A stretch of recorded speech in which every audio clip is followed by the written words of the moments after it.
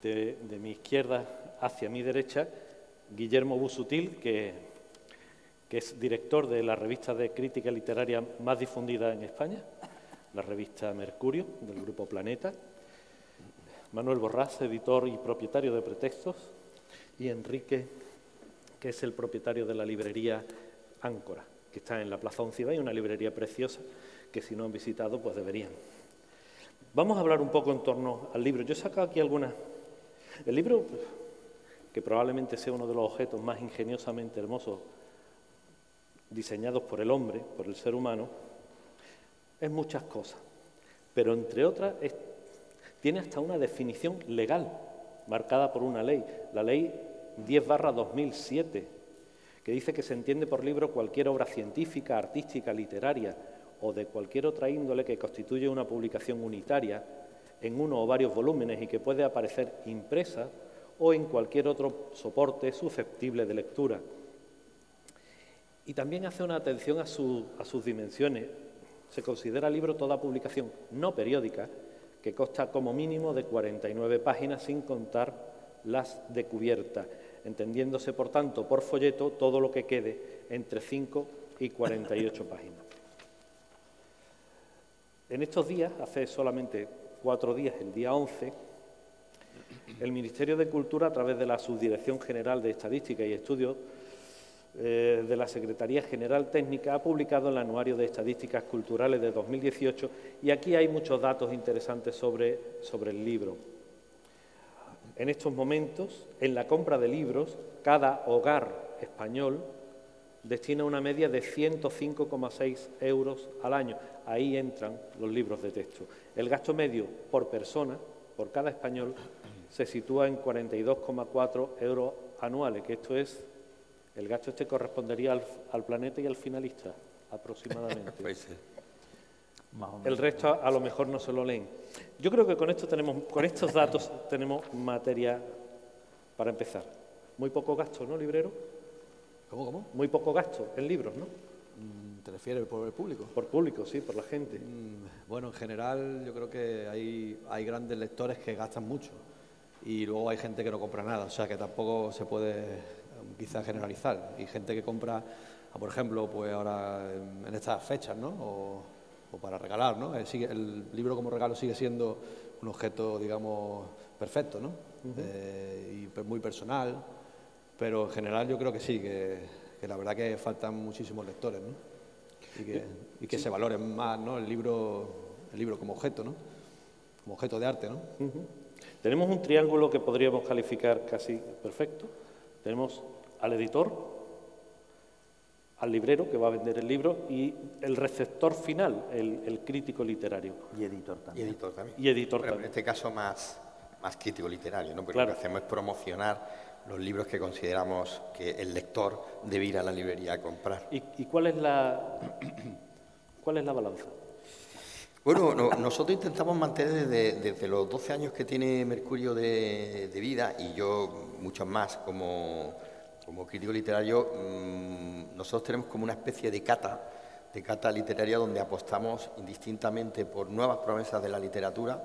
Hablábamos antes el caso de Cristina Morales, y hace precisamente 12 años apostamos por ella con un libro de cuentos delicioso que se llama La merienda de las niñas, en una editorial de provincias que era Cuaderno del Vigía, que vendió muy pocos ejemplares, tenía una distribución muy pobre a nivel nacional y ahora sale en el número de enero de Mercurio como premio Ralde de novela. Quiere decir que esta promesa de la literatura se ha construido como escritora y nosotros apostamos por ella cuando era una promesa. Al mismo tiempo buscamos libros, pues por ejemplo el segundo libro de relatos de Lucía Berlín, El Alfaguara, ¿no? del Paraíso, que es un libro, no tiene la misma textura literaria que tiene el primero, pero sigue siendo un libro muy interesante, una escritora a descubrir, y intentamos jugar con el otro tipo de editorial intermedia, que sería, como hablábamos también antes, creo que podremos hablar más adelante del tema del Grupo Contexto, que son las editoriales medias independientes, que tienen un catálogo, digamos, muy propio, como puede ser también Pretextos, es un catálogo propio, se llama un catálogo propio de apuestas personales. No miran tanto si el libro va a venderse más o menos en el mercado por las catas que suelen hacer con los libros. Entonces intentamos que haya un equilibrio entre eso. Damos al mes prácticamente entre 18 y 19 títulos y no es porque lo diga yo, lo podéis ver en la revista y en la página web, que veréis que siempre intentamos que haya un equilibrio entre libros para gente con un paladar muy lector, gente para un paladar, como dice Elvira Lindo, corriente, femenino, que son las que mantienen la industria del libro en España, y luego pues para un tipo de lector que no se acerca mucho al libro, pero que hay que ir acercándolo al libro, que es otro tema de los que podemos hablar. ¿Por qué la gente en España no lee lo mismo que tampoco va a los museos a ver arte? En cuanto al dato de editoriales, es curioso, en el anuario estadístico al que me refería antes, hacen una referencia al tamaño de las editoriales. Los datos son de 2015 y 2016, los de 2017 por lo visto no los tenían aún.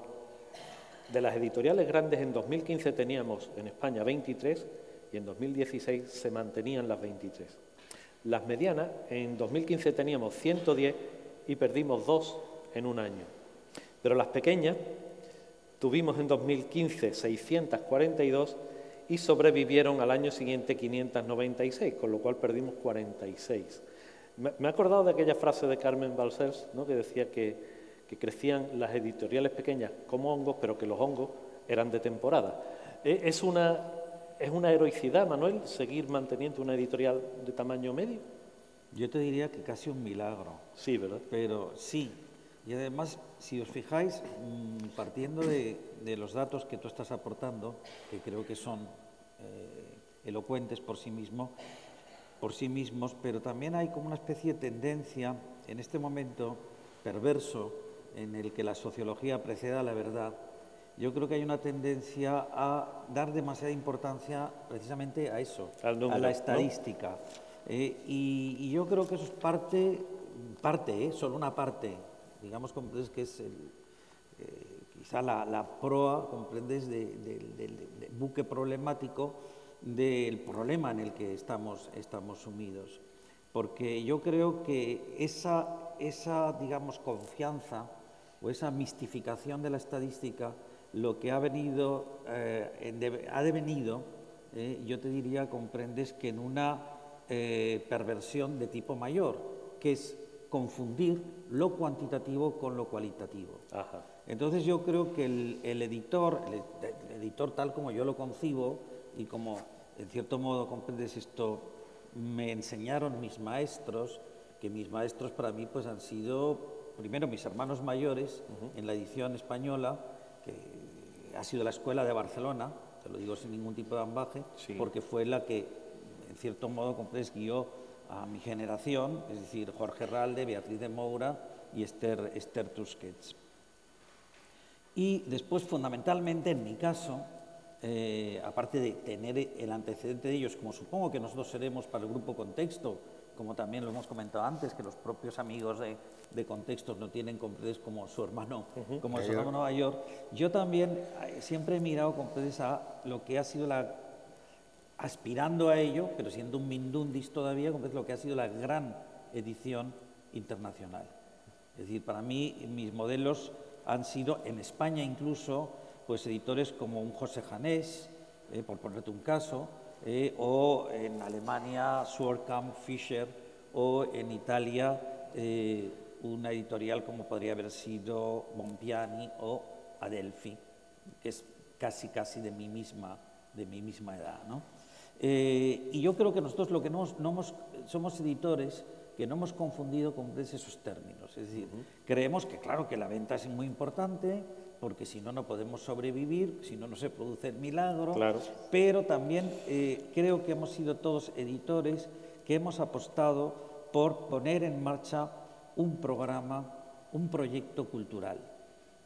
Es decir, nuestro ánimo, o sea, cuando confundimos lo cuantitativo con lo cualitativo, es cuando trocamos absolutamente todo demás.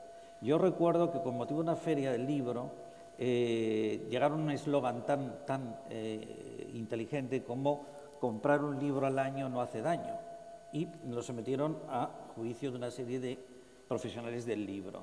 Yo dije, hombre, a mí primero me parece una imbecilidad eso que decís, pero digo, bueno, pero que ya es una imbecilidad y partimos de esa tontería, ¿por qué no cambiáis el verbo? ¿Por qué en vez de comprar no ponéis leer? Ese es el problema. Claro. Ajá. Ahí es donde comienza el problema. Es decir, si estamos constantemente quejándonos que la gente no la traemos suficientemente a la lectura, a los museos, etcétera, algo habrá que hacer. Tendremos que seguir ¿Y lo un cuenta comportamiento eso distinto. la gente cuando llega a la librería? Habla con el librero, le dice que le ha llevado allí. Bueno, sí. La gente te refiere El público, sí. Sí. Advertía eso Manuel, ¿no? Sí, siempre la librería siempre se habla, a veces demasiado, pero sí, la gente sobre todo te dice que porque la han recomendado a la librería, ¿no? Es que no entiendo muy bien la pregunta. El libro que busca fundamentalmente el público que llega a la librería, si está más marcado por los cánones de calidad que establecía Manuel en los editores medianos, pequeños, esto que hemos llamado siempre editoriales literarias para entendernos, o busca más ese bestseller, ese libro de consumo fácil, esa pseudo-literatura más bien de entretenimiento. Es que, hablo de mi caso, ¿no? Claro, mi librería es una librería especializada en humanidades y, claro, cada libro que, digamos, que entra a la librería lo he elegido yo personalmente. Entonces, es un lujo que me puedo permitir, lo he conseguido, no sé cómo, pero vamos. Y entonces, pues claro, todo está seleccionado y parto de ese criterio, ¿no? De que el libro tiene que ser de calidad, ¿no? Por lo menos esa es la idea, ¿no? Luego me puedo equivocar, claro. Pero hay muchísimos editores interesantes, la verdad. Yo creo, no sé si hay, pero para mí hay una calidad espectacular, la verdad, en España actualmente, en cuanto a jóvenes editores, no solamente en los del grupo de contexto, ¿no? Pero hay muchos otros, no sé, hay muchísimos. Lo que no hay es calidad de lectores. Tan Esa es equiparable a la calidad de editoriales. Sí, quizás se publica mucho más necesitamos más lectores, eso, hace falta más lectores. De calidad. De calidad, sí. ¿Y cuál sería el camino, Guillermo? No, el camino como todo, el camino es la educación. O sea, hace poco estuvo aquí José María Merino, que para todos los escritores de cuentos es un poco como nuestro Tito, nuestro padrino, y hablábamos de eso. Los escritores de cuentos llevamos muchos años diciendo en España que por qué el cuento español no entra, el cuento español contemporáneo. ¿Cómo es que no ha entrado todavía en el colegio, ¿no? Tú que colaboras con una revista como Tales, es una revista que está haciendo una labor importante. Aquí está también Gonzalo Campos, que está con ella, y es mucho más fácil a los estudiantes de 14, 15, 16 años introducirlo en la lectura a través del cuento contemporáneo, con la pléyade enorme que hay de escritores de cuentos, muchos de ellos nacidos, porque es otro tema también muy interesante, de cómo las editoriales han ido haciendo autores, como es el caso de Pretextos. Pensemos, por ejemplo, en Juan Bonilla, el último que apaga la luz, ¿no? Es decir, que el primer libro de Bonilla sale en Pretextos y luego ¿dónde está Juan Bonilla? En esa carrera que ha tenido, pues a través de la educación, donde tú tienes que enseñarle a los críos a leer con calidad, igual que a ir a una exposición de arte, a un museo, y a mirar cómo se mira un cuadro, no a mirar cuadros, sino a mirar un cuadro, a meterte dentro de un cuadro, o a meterte dentro de un libro, o a ir a ver Roma, que se está estrenando en las pantallas, y a entrar dentro de una película.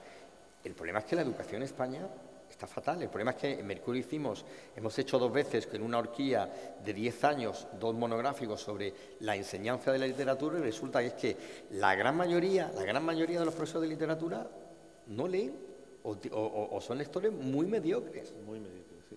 Eso es el problema. Sí. A los libreros, a los editores, ¿se ha dirigido alguna vez el Ministerio de Educación, se ha dirigido alguna vez el Ministerio de Cultura para intentar paliar esta situación, para que el libro llegue en mejores condiciones a la escuela?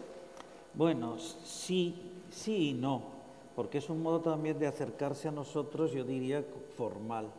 ¿Entiendes? Por ejemplo, se nos ha consultado, a mí por lo menos se me ha consultado respecto a algunos programas de incentivación a la lectura y tal. A mí me ha parecido siempre torpes, idiotas y desde luego dirigidas precisamente hacia lo que no se debería dirigir. Es decir, a espantar de nuevo a lectores. ¿Dónde fallan? Yo creo que falla una cuestión que le ha dicho Guillermo y que está en la base, que es la educación. Es decir, y yo creo que la educación falla porque la pedagogía no acaba de ser seductora. Y la pedagogía, la definición de pedagogía en el sentido clásico del término, es precisamente el seducir. El pedagogo es aquel que acompaña a los niños porque les ha seducido previamente. Claro, eso entra, tal como entendemos la institución escolásticamente, en contradicción absoluta con la institución. Claro. Es decir, wow, un señor que enseñe y seduzca. ¡Qué horror! Pues bueno, señores, mientras no resuelvan ese conflicto, las cosas van a seguir igual o peor. Y además es lo mismo, por ejemplo, cuando le preguntabas a Enrique si entra el tipo de cliente, que entra, sí. de cliente que entra. Oye, que no entre el cliente con sus hijos a comprar un libro, sino que traspase el umbral de comprar el libro, que haga que esos niños lean, pero que los estimule, que se comprometan, a que esos niños lean, sin obligar absolutamente a nadie.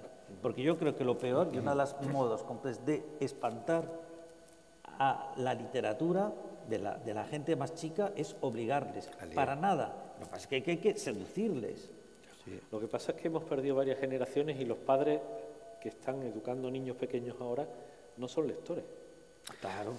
Claro, es que hemos perdido 30, 40 años. Es lo que dice Manolo, de que se pierde la seducción, ¿no? Esa utopía de «Oh, capitán, mi capitán», del Club de los Poetas Muertos, que es una realidad, tendría que ser una realidad en el mundo académico, o por ejemplo, Shakespeare and Company de París sigue siendo una realidad que se está cayendo a pedazos, y tú llegas allí a buscar un libro y te encuentras cantidad de gente leyendo en los rincones, porque la filosofía de la librería es que va a buscar un libro y cualquiera de las dos miembros del matrimonio que lleva la librería y te dice, bueno, pues si no lo tiene muy claro, no le convence, siéntese un rato en la escalera y échele un ojo al libro. Y hay gente, y a mí me dicen, a veces no le echan un ojo, macho, a veces es que se tiran hora y media sentados en el escalón y se han leído el libro y luego no me lo compran, ¿no? Pero bueno, pero está bien, pero forma de eso, Guillermo. Exacto, se han leído el libro, y además se han leído el libro, claro, y se lo han leído dentro de la librería, con lo cual le estás dando a la librería, que es un poco la filosofía. Hombre, y eso tuya. Es muy bonito, ¿no? Que muy bonito. A mí me gusta que haya gente, ¿no? En la librería, ¿no? Claro. No que esté vacía, ¿no?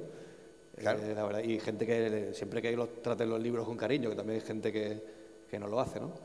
Pero que yo creo que el problema es que el libro se tiene que ver como, pues los niños me refiero, ¿no? Como un juguete más. Quiero decir, acercar a los niños el libro como si fuera algo más, un juguete con el que divertirse también al principio. Que sea el niño el que le pida a los Reyes Magos el libro y no el padre el que se lo regale. Eso es lo importante. Es decir, tener en cuenta al niño. Claro, claro. Es decir, porque nunca se le tiene en cuenta. Es decir, y por eso os decía que vivimos un momento perverso en que la sociología parecía la verdad.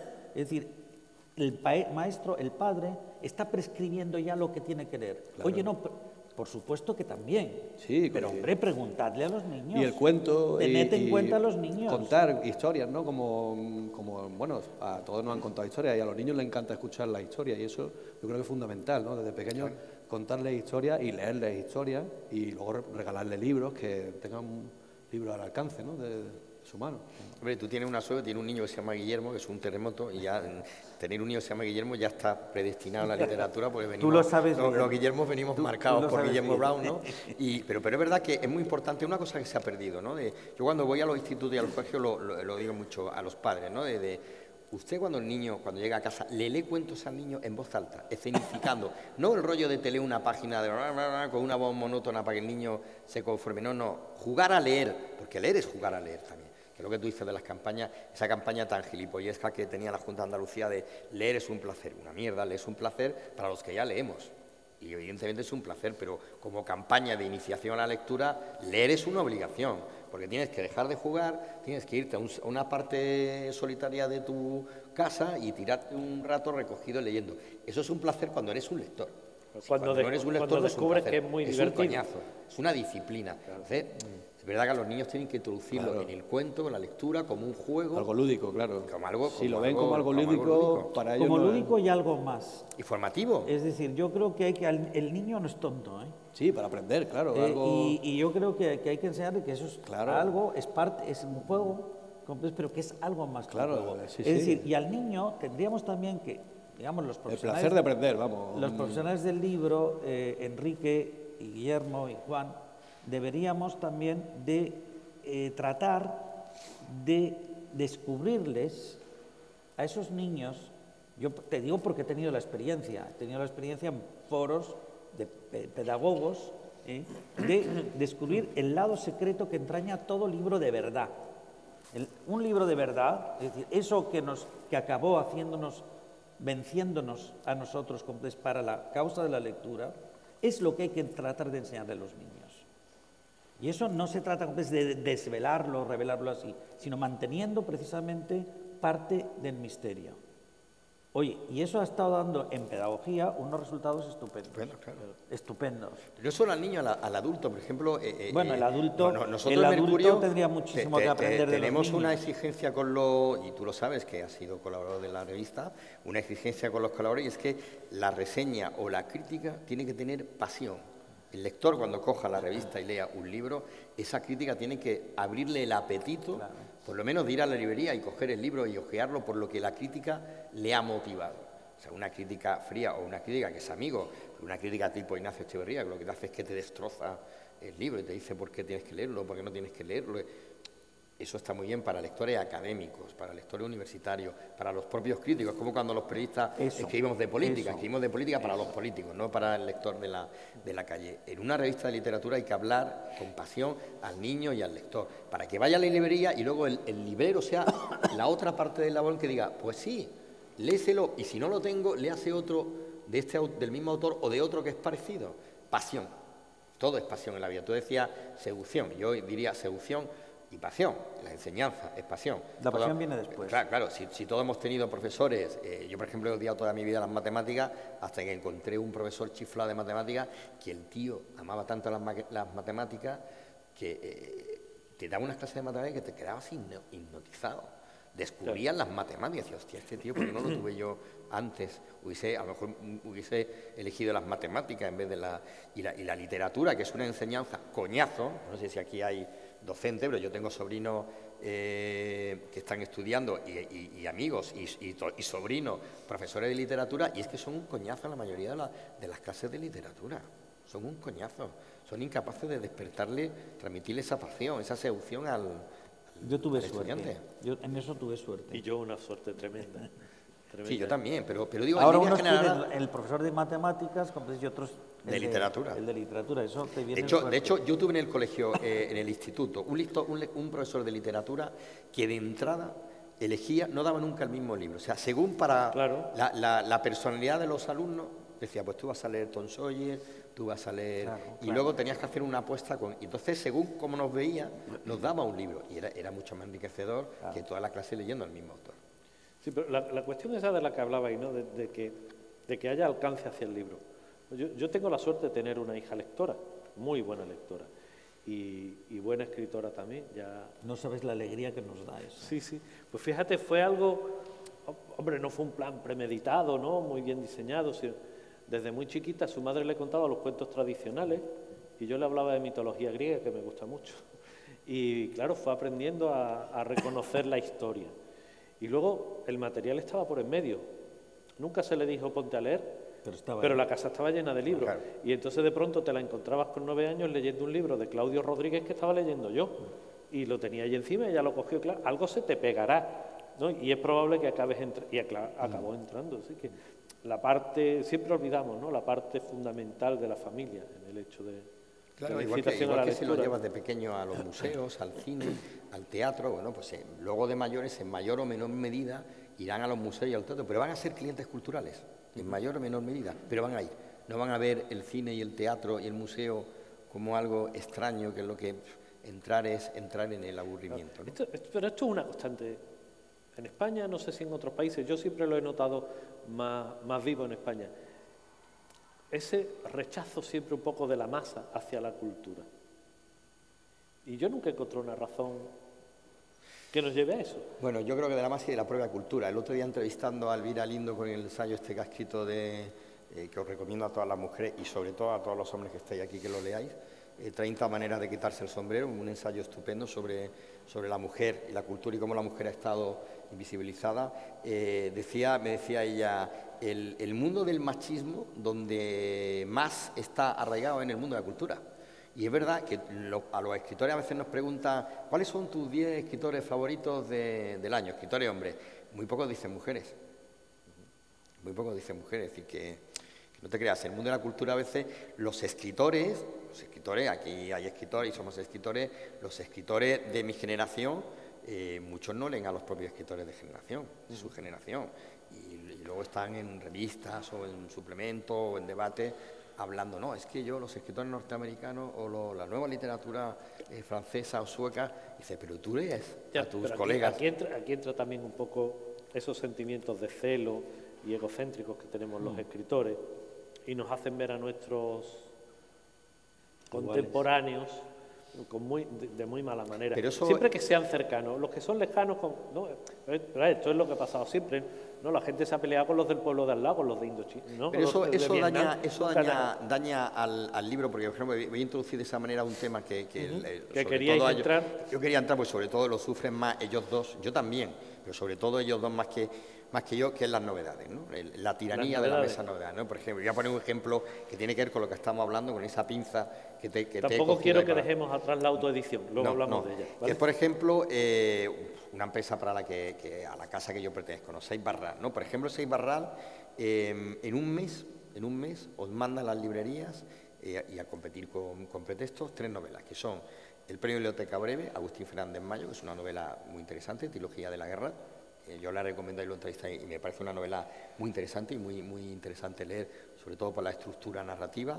El ensayo de Muñoz Molina, ese andar solitario por la gente, que es un libro también muy interesante. Y en medio se cuela un libro de un escritor de Córdoba, que es un escritor muy buena persona, que es un poco asocial, que no va a saraos literarios, que es un hombre tímido, que se llama El don de la fiebre, de Mario Cuenca Sandoval, que es una novela de género fantástica. A ti te llega, me imagino que te habrán llegado, o tú habrás seleccionado a lo mejor los 3. De esos 3, yo en Mercurio puedo hablar de uno.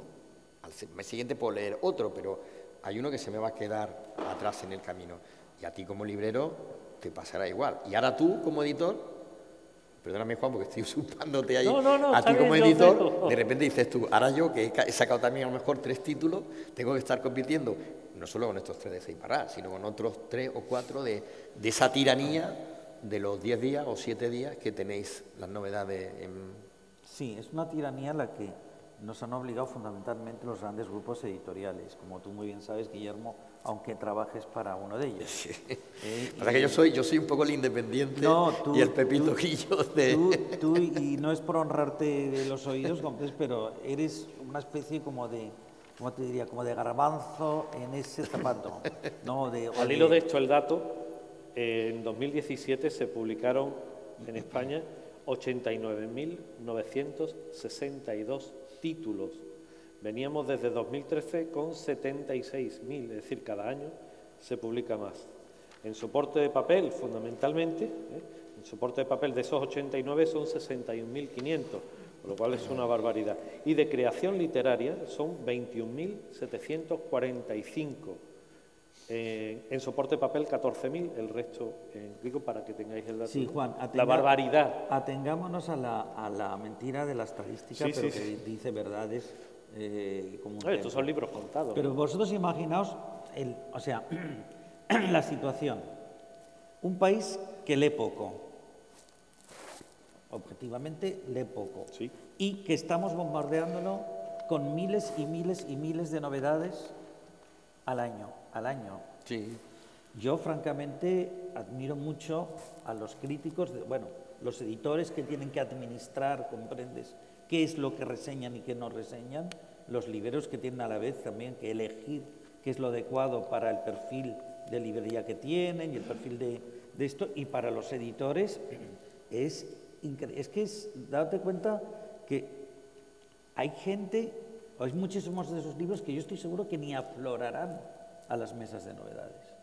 Ni siquiera están en las mesas de novedades. No pueden estar. No llegarán nunca. Es que no pueden estar. Físicamente no caben. ¿Cuál es el criterio de la O sea, es que es un disparate de tal tamaño. Sí, bueno, tienen razón. Te doy la razón porque son tantas las novedades que incluso tienes que elegir entre cosas interesantes, ¿no? O sea, hay que descartar libros interesantes porque es que no económicamente no puedes sostener. Pero es que en Francia, que es una gran industria del libro, hay una gran industria potente, con una tradición potente, no publican ocurre eso. eso.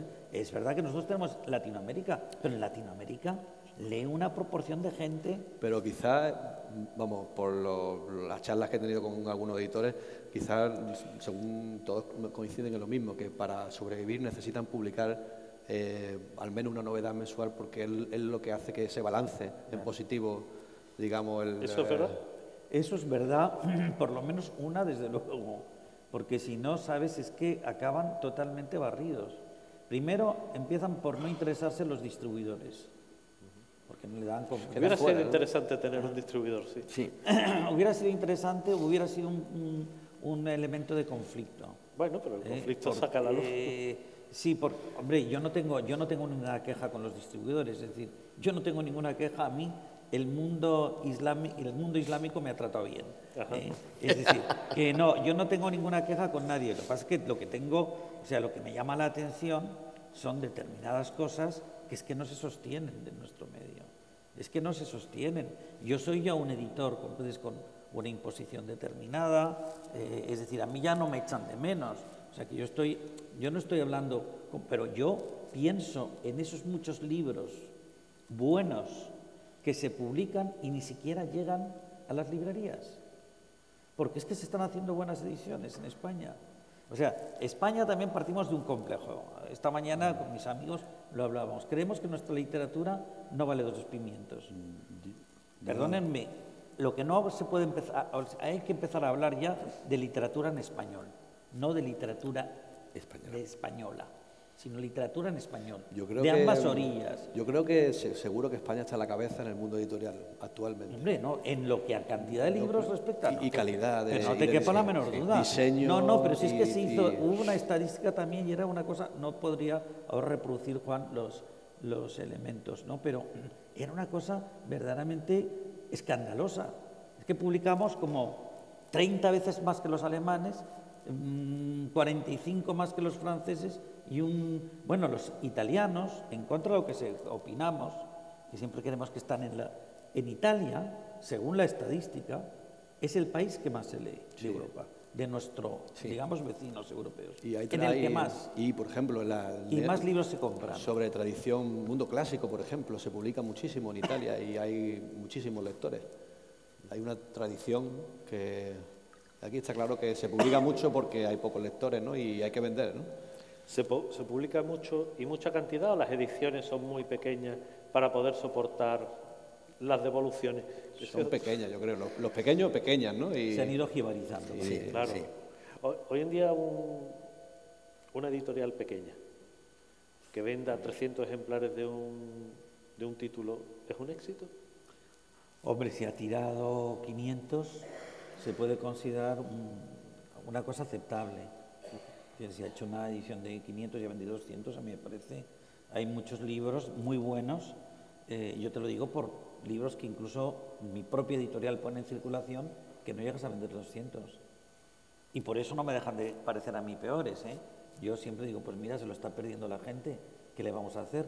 Pero lo curioso, yo que soy un editor ya, que tengo 43 años, comprendes, de práctica profesional, nosotros empezamos jovencísimos, por ejemplo, lo que me llama mucho la atención es que yo en estos momentos, es decir, en 2018, la editorial, no yo, Manuel Borrás, sino la editorial Pretextos, está vendiendo libros que publicamos en los 80 y agotando y reeditando esos libros.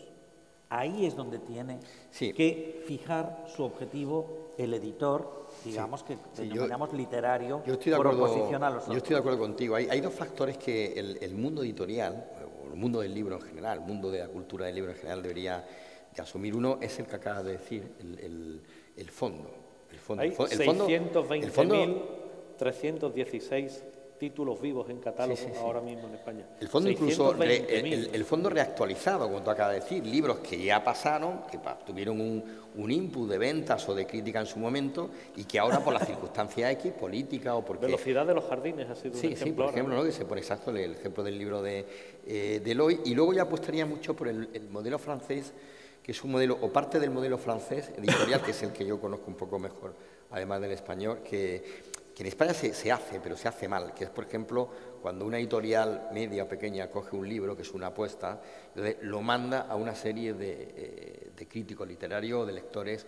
Mira, voy a publicar, voy a apostar por este libro. Entonces, ese libro se lee por un grupo de gente y esa gente valora ese libro y en función de ese libro se orquesta una campaña de lanzamiento de ese libro. Y ese libro termina llegando y termina vendiéndose, cosa que no pasa en España, porque era el ejemplo que ponía antes de Mario Cuenca. Si los escritores españoles, que somos amigos de Mario Cuenca o lectores de Mario Cuenca, no hablamos de Mario Cuenca, pues Mario no vende libros y nadie descubre que Mario Cuenca, o nadie escribe sobre Mario Cuenca y nadie descubre que es un escritor muy interesante de leer, ¿no? Por ejemplo, vosotros editasteis un libro hace poco de poesía, que me parece un libro que tendría que leerse, o no sé cómo se habrá vendido, pero a mí me parece un libro muy interesante, que es Linterna de Juan Marialba, que es un libro de poesía de una intensidad dramática, de una exacto, de una honradez emocional, un libro de desierto, es decir, porque aparece después de un vacío del autor y no sé cómo se ha vendido, ni a nivel de editorial ni a nivel de librería. Pero sí que es verdad que un libro que ha tenido cierto eco. A lo mejor el modelo francés, que prepara antes, previamente, con los prescriptores del mundo de la cultura esos lanzamientos, sería mejor que esa huida permanente hacia adelante de publicar de la mesa de las novedades, y que luego yo leo mucho, yo leo 3 libros a la semana, os aseguro que de 3 libros que leo a la semana, 7 se me caen de las manos. Y me pregunto muchas veces, ¿cómo se ha publicado este libro? Incluso leo reseñas en Babelia o en otras revistas de compañeros míos y digo... Y los ponen por las nubes. Claro, y digo, sí. ¿Cómo pueden decir esto de este libro que yo, si hubiese sido editor, lo hubiese rechazado? Sí, Guillermo, eso me ocurrió a mí precisamente con mi experiencia. Es decir, claro, un editor lee aquello que le llega y lo que le mandan sus colegas de otras nacionalidades, ¿no? Pero no lee muchas veces, salvo los libros de los amigos que han publicado en otras editoriales, lo que publican otras editoriales. Cuando a mí se me invitó a participar en el jurado del premio José María Lara... Fernando Lara. Perdón, Fernando Lara, en homenaje a Fernando, José María Lara, perdona. El José Manuel Lara. José Manuel Lara. El del libro del año. El libro del año, que claro, teníamos que juzgar sobre libros ya editados. Entonces a mí, ahí fue cuando empecé a darme cuenta de este síntoma que ha apuntado Guillermo, ¿no? Es decir, yo, por ejemplo, leía muchos de los libros, incluso de los libros que quedaban finalistas, y yo decía, pero ¿cómo es posible que mis colegas hayan aceptado esto? Y no solo eso, sino cómo era posible haber leído las críticas ditirámbicas de eso, y cómo era posible que esos libros, además, porque muchos de ellos habían tenido más de 100.000 lectores. No sé, es una manera de engañar a la gente. Yo creo que lo hemos vivido todo, ¿no? Claro, porque pero... en el jurado del premio de la crítica también nos llegan a veces algunas cosas que no sabe cómo demonios aquello ha llegado hasta allí. Y francamente dices, bueno, pero entonces ¿quién es el prescriptor? Porque yo creo que además editar, desde la perspectiva en que yo lo concibo, es compartir con los otros algo. Compartir algo con los otros que además te ha sido a ti previamente útil. Claro. Y entonces tú lo que quieres poner a disposición de los otros para que los otros después decidan libremente si aceptan eso como útil para sus vidas o no. Y en esta industria que por lo que estamos viendo se ve que no está sana del todo, ¿no? Que tiene graves problemas. ¿Cómo afecta el hecho de la autoedición? ¿La autoedición es un francotirador que está al otro lado? ¿Me haces la pregunta a mí? A los 3, pero vaya, porque os afecta a los 3. No, a mí no me afecta. A mí tampoco. ¿No? Y yo creo que tampoco le afecta a bueno, no sé en qué medida. La autoedición te convierte de una tacada en todos los oficios. El que se autoedita es escritor, editor, distribuidor y librero, porque claro, luego le tiene que colocar el libro a los amigos. Hombre, creo que una parte de la industria está arañando, ¿no? Hombre, lo que se trata es si alguno de esos autores que se autoeditan, que no lo dudo, Juan, se eche de menos. ¿Comprendes? ¿Entiendes? Es decir, yo creo que nadie echa de menos a un desconocido. Entonces, yo lo que sí que creo es en la justeza poética en lo que a literatura respecta. Eso de genios malogrados porque no han encontrado y tal. Yo creo que si una persona es valiosa, hoy, en el mundo de la edición en español, es muy probable, que se le, por lo menos que haya una situación de escucha favorable, al menos. Sí, Esto no quiere decir que se lleve después a buen fin y tal, fatalmente, para muchos de esos autores. Pero yo te diría, a mí cuando me pregunta mucha gente, nosotros somos una editorial de referencia en varias disciplinas, ¿no? Y a mí me pregunta, ¿y qué hay que hacer para que usted publique un libro mío? Y digo, escriba usted un buen libro, esté convencido de que su libro es bueno y mándemelo a mí o mándelo a cualquiera de los editores que usted sepa que leen. Hombre, y pretextos, por ejemplo, no es porque tú estés aquí, o sea, no es por el pirón, porque me hayas echado tú antes llamándome garbanzo en el zapato, pero es verdad que muchos autores, poníamos el ejemplo antes de Juan Bonilla, muchos de los autores que hay, y tú lo sabes como Librero Enrique, han salido de editoriales como Pretexto porque apostaron y siguen apostando por autores no conocidos. Yo opino lo mismo, pero eso no supone un problema para mí la autoedición, porque yo pienso que en España hay tantas editoriales que si el libro es bueno, no solamente editoriales, incluso premios literarios que te pueden servir como de respaldo para entrar en una editorial y que se te lea de otra manera, que no hace falta. El que se autoedita es porque, bueno, tiene prisa por publicar o porque necesita la parte vanidosa de verse publicado. Sí, claro, un poco de canto a la vanidad sí que tiene, ¿no? Sí. Un acto casi de honorismo. Yo diría. ¿Tú vendes libros te compras libros de autores que se autopublican? Se lo iba a preguntar yo, gracias, Guillermo. La verdad es que suelo descartarlo, la autoedición. Hay excepciones también, por supuesto. Hay gente que a lo mejor se ha autoeditado su libro y solamente por el cariño que se ve, que ha puesto, ¿no? Y el problema es que, claro, normalmente los libros de autoedición están muy mal editados. Entonces, claro, no digamos que al lado ahora hay un nivel muy alto de edición en España, como ya sabéis vosotros, de calidad, ¿no? En cuanto a los diseños, ¿no?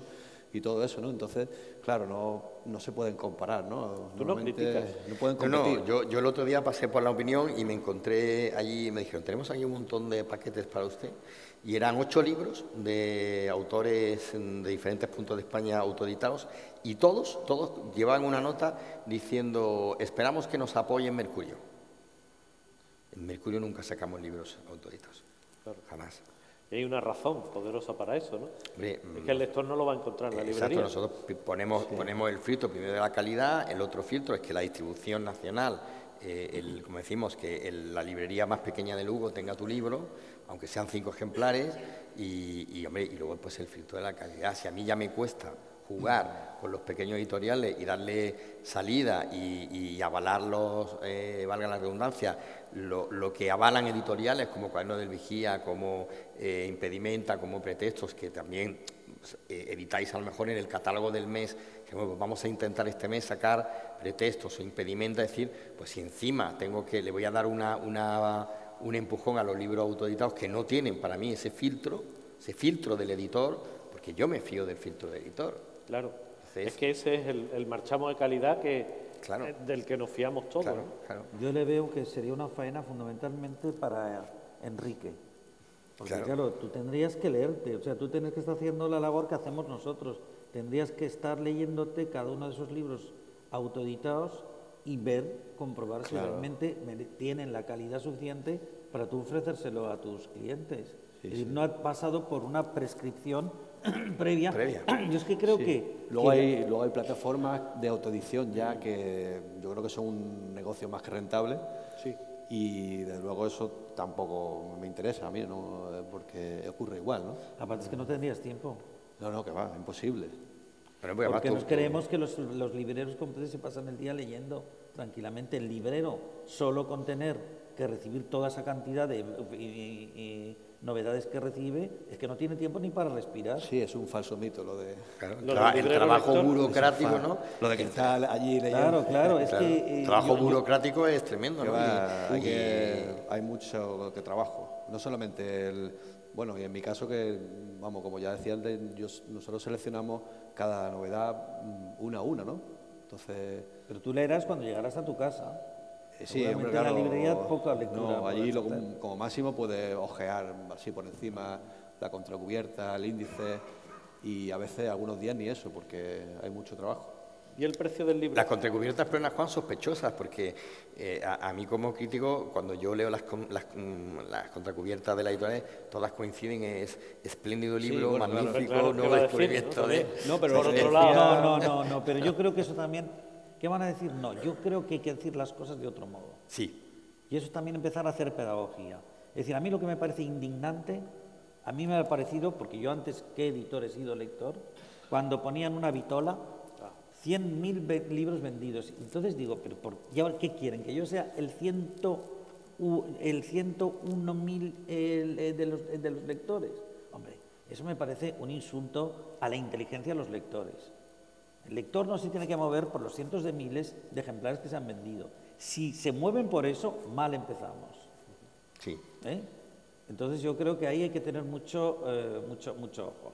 Y por otra cosa, con esto no quiero decir que un bestseller tenga que ser necesariamente una mala literatura. Hay bestsellers, libros que se han vendido muy bien, que han sido de literatura altísima. Hombre, no confundamos... este año el libro del 2018, Ordesa, de Manuel Vilas, Sí, de Manuel. lo podemos catalogar como un bestseller, es un libro muy digno de... Hombre, pues un de leer. libro es un bestseller, Y es Guillermo, un porque bestseller. un libro de las características del libro de Vilas, que se haya vendido lo que se ha vendido. Por eso, Ahora, yo me pregunto, tanto en el de Vilas como en el de cualquier otro, con independencia de su calidad intrínseca, ¿cuántos lo leen realmente? Porque después está el lector... Pasó con Patria de Aramburu también, ¿no? Un fenómeno parecido. Lo de Fernando Aramburu, ¿no?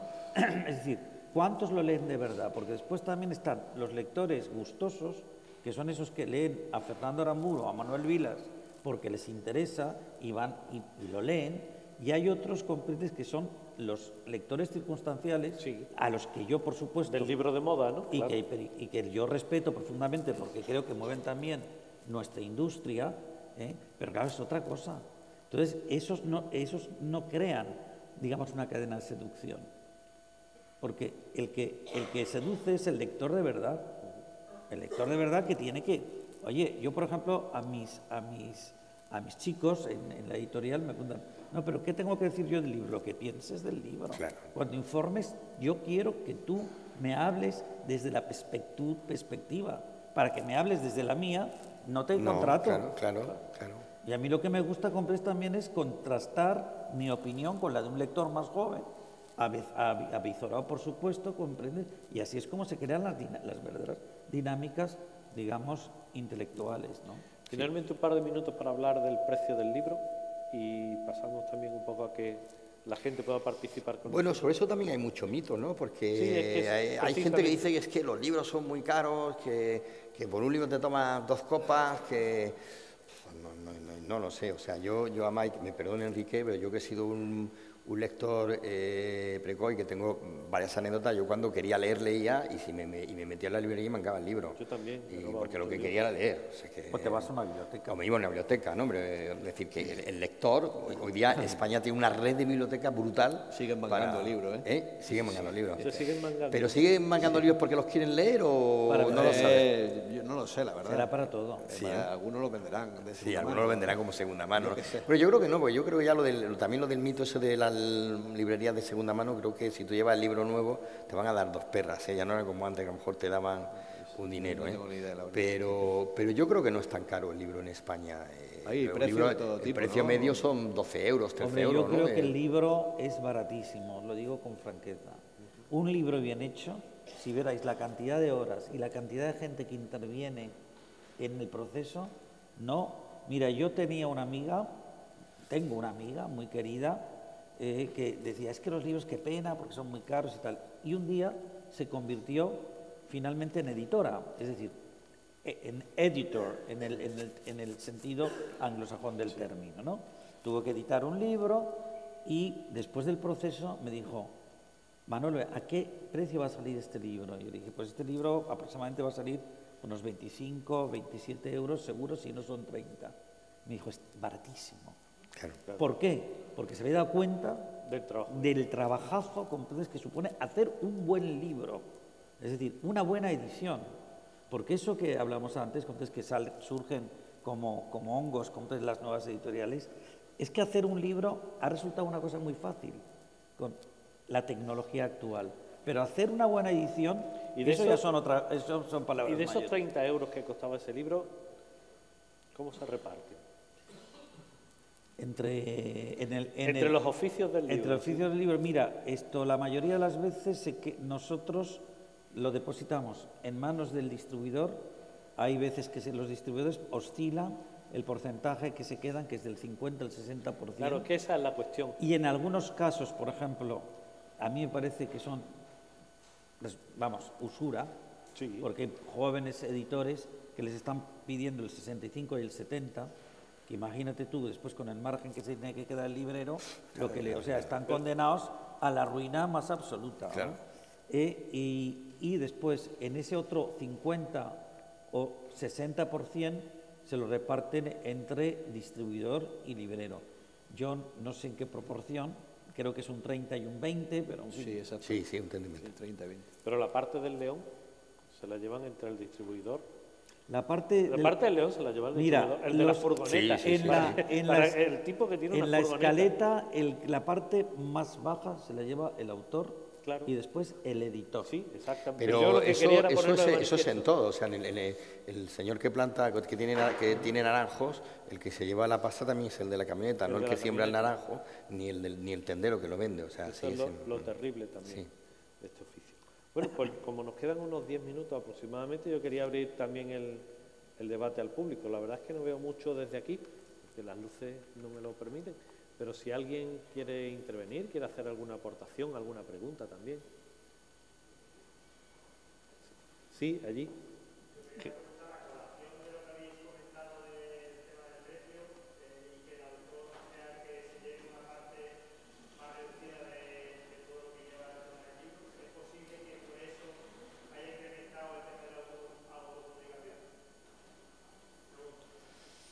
Yo creo que no. Yo Es creo decir, que no. en España hasta que el estallido de la crisis, en función de la calidad del escritor y en función de la magnitud del sello editorial, los escritores, por género, los mejores tratados eran los novelistas, que había anticipos que todavía suena a espejismo, ¿no? Había anticipos que cuando tú decías, un novelista decía, no, me han dado 30.000 euros por la novela, pues sonaba con mucho dinero, pero dice, no, es que la novela he tardado 2 años o 3 años en escribirla. Si lo fragmenta en tiempo real, tu señora de la limpieza gana más o menos lo mismo que tú, o tú que ella. En el mundo del relato era más bajo, pero había anticipos. Donde no había anticipos era en el mundo de la poesía, pero había premios que se pactaban con las editoriales, con lo cual había decir, lo que nunca funciona para el autor es cuando eres un autor que empiezas, que eres desconocido, o eres un autor que no vendes aunque tengas libros publicados, y entonces vas al 10 o al 15% de editores, entonces no publicas para vivir de la literatura. Yo estoy de acuerdo con lo que ha dicho. Sí.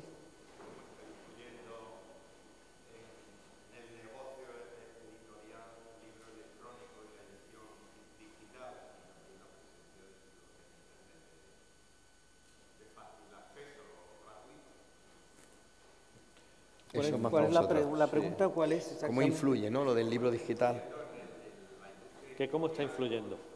No, en nuestro caso, yo no estoy, por supuesto, sería idiota estar en contra de todos los avances tecnológicos. Yo estoy a favor de los avances tecnológicos porque creo que siempre vienen en nuestra ayuda.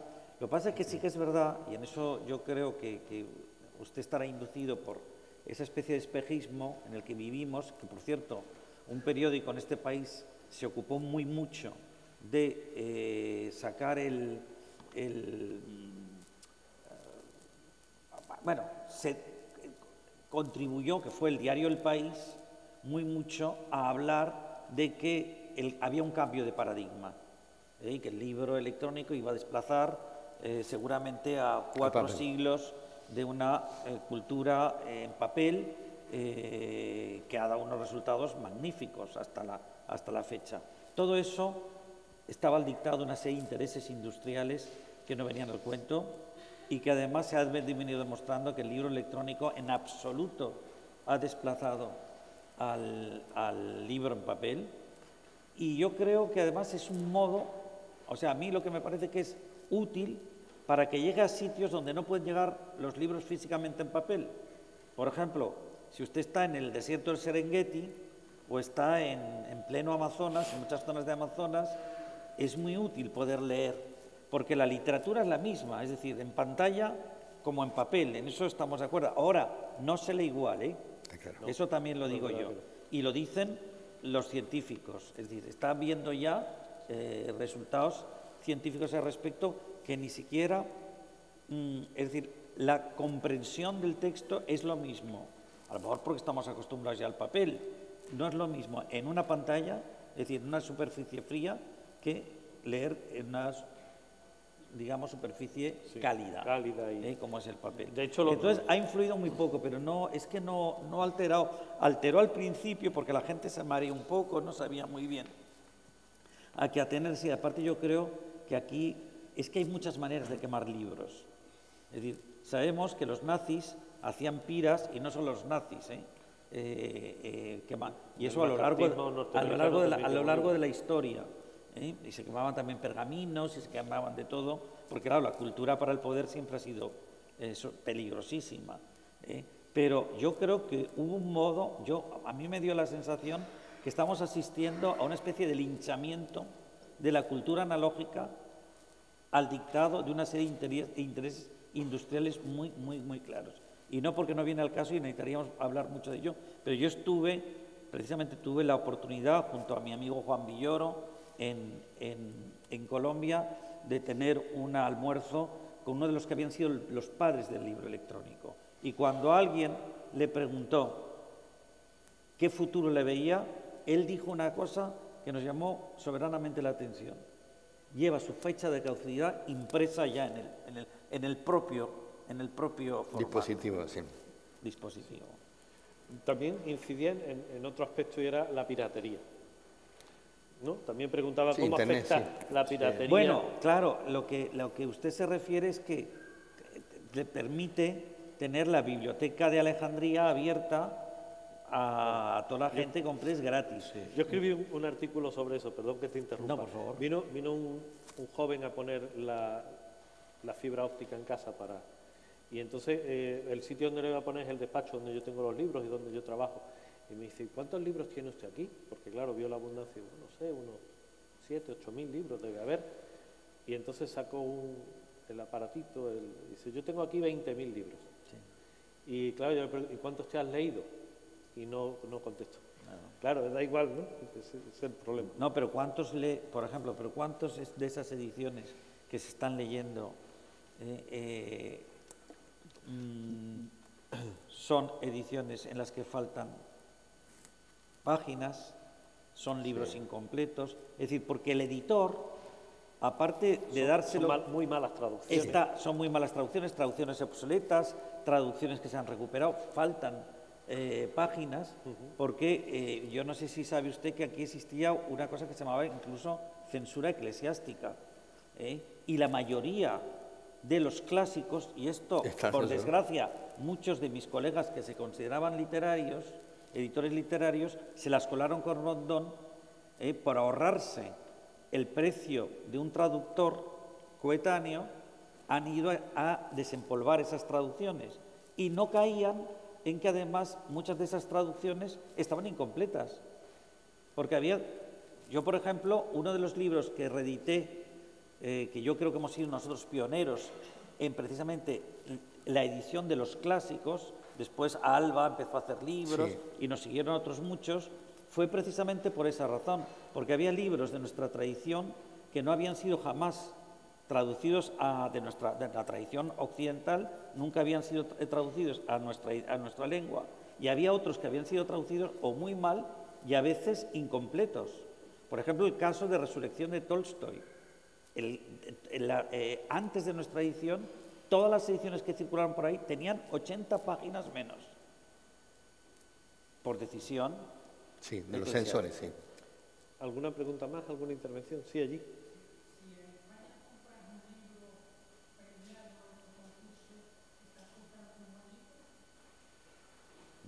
Bueno, el Depende del concurso, depende del premio, depende de muchas cosas. O sea, en España hay premios blancos y hay premios no blancos, es decir, premios que responden a una filosofía de mercado, ellos quieren publicar una serie de literatura concreta, de género, de sello, de libro comercial. Y bueno, yo en eso cada vez soy más ecléctico, es decir, que hay libros literarios, muy literarios, de gente que a mí me interesa mucho literariamente, pero son un poco infumables, y hay libros comerciales que están bien escritos, que son dignos. Ahora, luego, por ejemplo, hay premios, todos sabemos, ¿no? Yo sé que estás pensando, Rafael, por ejemplo, el Premio Planeta. Pues el Premio Planeta, en su trayectoria, tiene aciertos fabulosos, como El jinete polaco, que es un libro fantástico. Yo, en su momento, le dije a Muñoz Molina, es el premio que todo escritor escribe cuando sabe que le van a dar el Premio Planeta y escribe el libro que quiere escribir y que no escribiría pensando en si la editorial me lo va a comprar o no. Y tiene libros como el último de Amor, de Alejandro Palomas, que dice, esto cómo puede ser Premio Planeta, hay de todo. Hay premios Nadales en los últimos años que es incomprensible que se hayan premiado, y si te vas para atrás hay premios Nadal que son joyas de la literatura. Hay premios intermedios, Biblioteca Breve o Premio Alfaguara o Premio Herralde, que uno no entiende cómo son Premio Herralde. Y ahora, por ejemplo, este año, el Premio Herralde de este año es un premio que ha recuperado la filosofía de hace años de Herralde, porque es un libro muy difícil, es un libro muy crítico en el mundo del libro.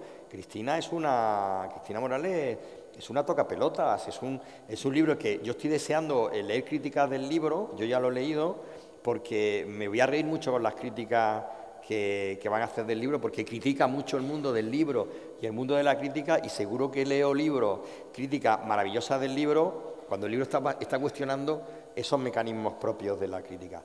Hay premios de todo tipo, depende también del tipo de lector. Elvira Lindo, como decía, el otro día me decía que ella cree que el futuro del libro son los lectores corrientes, las lectoras corrientes. Y las lectoras corrientes pues leen a Dolores Redondo, a Lucía Berlín, a Almudena Grandes, que es una escritora literaria a la cual yo siempre le digo, Almudena, no tienes lectores, tú lo que tienes son militantes, que son militantes. Lo que tienes, es decir, depende del paladar, depende del sello, depende del premio, depende, así es el libro, ¿no? ¿Qué hacer con qué? Leer buenas críticas. Leer buenas, bueno, pues exacto. Dejar un poco, fiarte de los prescriptores, que es una palabra que odio, pero bueno, fiarte un poco en mi época, por ejemplo, que también la comparto con Manolo, pues Rafael Conte, ¿no? Las críticas de Rafael Conte, pues era un poco orientativa, ¿no? O sea, sí, salvo cuando tachaba a las traducciones de argentinismos, mexicanismos, y yo decía, pero Rafael, es que tú vete con una traducción hecha en Barcelona a México y te van a decir que está llena de españolismos. Claro. Es que nuestra lengua, por fortuna, es una lengua también plural. Es decir, el español no es un español, a ver si se nos mete a los ibéricos en la cabeza. Nuestra lengua, por fortuna, y por eso es una lengua tan potente, son muchos españoles en un español. Es que hacer crítica de un libro, lo mismo que presentar un libro, es una responsabilidad. A mí muchas veces me piden presentar libros y digo que no, y quedo mal con gente, o gente me retira el saludo, o amigos me retiran el saludo, porque si tú estás presentando un libro y tú eres director de una revista como Mercurio, presentando ese libro estás avalando ese libro. Y si tú, aunque no seas un director de Mercurio, tú haces una crítica en Babelia o en La Opinión de Málaga o en el sur de Málaga, hablando bien de ese libro, estás avalando ese libro. Y que hay que ser responsable, el crítico debe ser responsable con aquello que está, como hemos estado hablando los tres, que está intentando acercarle al lector, despertarle un apetito al lector para que se acerque a ese libro. Lo mismo que el editor debe ser responsable, como decíamos, en la contraportada, de poner una contraportada que sea coherente con el producto y no autor sorpresa, magnífica novela, son todas casi iguales, ¿no? Luego lo lees y ¡uf! ¿Esto qué? Bueno, ¿no? Yo creo que admitiríamos una pregunta más y estamos ya casi en el límite del tiempo. Si hay alguien que quiera decir alguna cosa. ¿Nadie? ¿Está todo ya? Sí. Creo que habéis sido un poquito duro como los educadores. Es verdad que la lectura es un problema de educación, pero no sabéis lo difícil que es para un profesor de literatura enseñar literatura a los niños. No lo dudo. Sí, estoy de acuerdo, estamos de acuerdo. No es lo mismo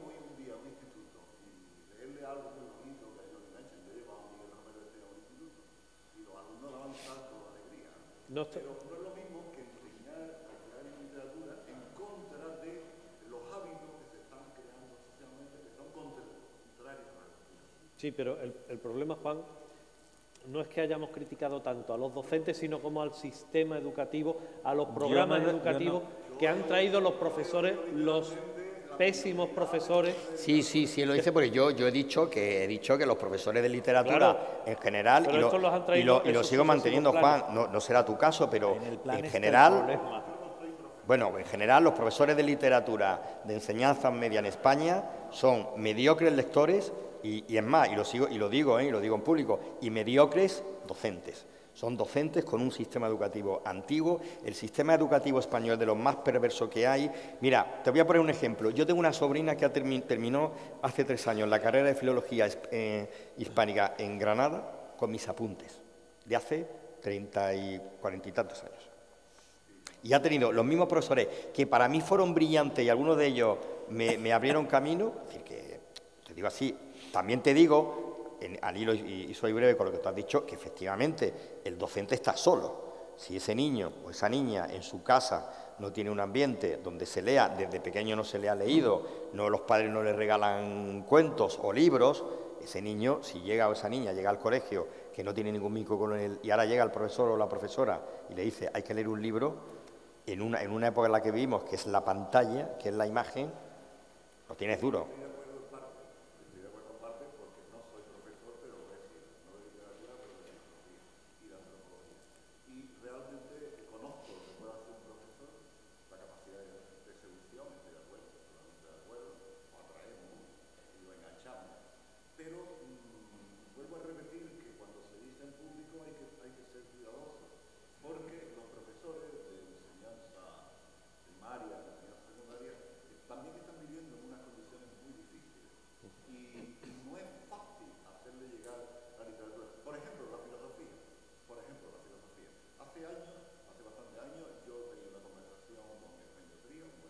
Sí.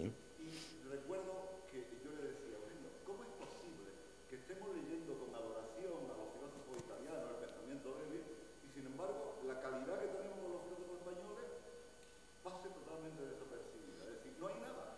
Pero es parte de nuestro complejo. Sí, claro. Es algo que literario del que hablábamos yo he apuntado antes. Es decir, el español desprecia lo propio, pero porque no lo lee. Pero tampoco se publicita, tampoco hay mecanismos de... No, se publicita, sí. Yo creo Sí. que en la parte alícuota que le corresponde no está mal. Pero Emilio Lledó, el maestro Lledó, Emilio, que es uno de los grandes filósofos que tenemos vivos y que sigue teniendo a sus 91 años una mente de una lucidez tremenda, es un autor que ha sido muy publicitado en España y sin embargo es muy desconocido por gente de 28, 30 años o más, y menos, mucho más. Antes tú citabas el problema de Francia, y el problema de Francia hay un mecanismo distinto. En España no lo tenemos, es decir, no hay mecanismos de recepción. No hay mecanismos, es decir, sencillamente, es decir, hay libros que pueden pasar Desapercibidos. sí, autores que pueden pasar, pero realmente tampoco les interesa. Sí. Bueno, creo que hemos llegado al final de nuestro tiempo, hay más personas. Le tengo que dar las gracias a Guillermo, a Manuel y a Enrique por haber estado aquí, por haber hablado, por habernos contado las cosas que saben. Yo creo que ha sido una charla, debate interesante, que hemos sacado algunas cosas en claro. Y tengo que decirles que, como aquellos dibujos animados de mi infancia, no se vayan todavía, que aún hay más. Ahora, en cuanto nosotros nos vayamos y acomoden un poco el escenario, vendrá Luz Arcas con danza contemporánea y también Marta Zambudio para el piano. Harán cosas juntas y por separado, no se lo pierdan. Y luego ya, después de ellos, haremos un brindis por la cultura, por la amistad y por el libro, ¿por qué no? Muchas gracias por habernos escuchado. Buenas tardes. Gracias a vos.